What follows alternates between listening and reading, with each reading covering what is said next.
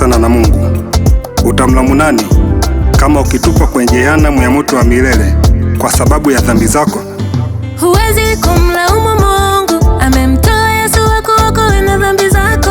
Yohana sura ya 3 na mstari wa 16 inasema, kwa maana jinsi hii Mungu aliupenda ulimwengu hata akamtoa mwanawe wa pekee, ili kila mtu amwaminie asipotee, bali awe na uzima wa milele. Mpokee Bwana awe Mwokozi wako, tubu leo uokoke.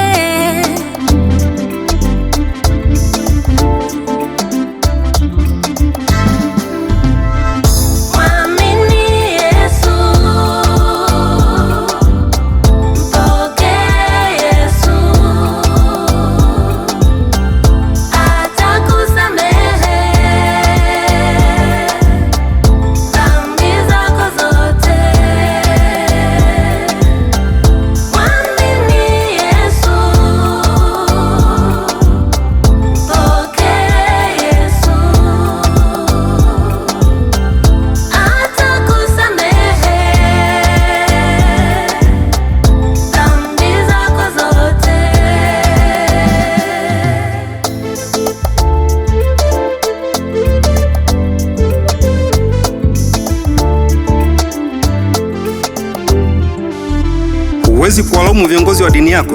Jua una uhuru wa kuamini wewe mwenyewe binafsi. Tena Yesu amesema, mtu yeyote akitaka kunifuata na ajikane mwenyewe, ajitwike msalaba wake anifuate.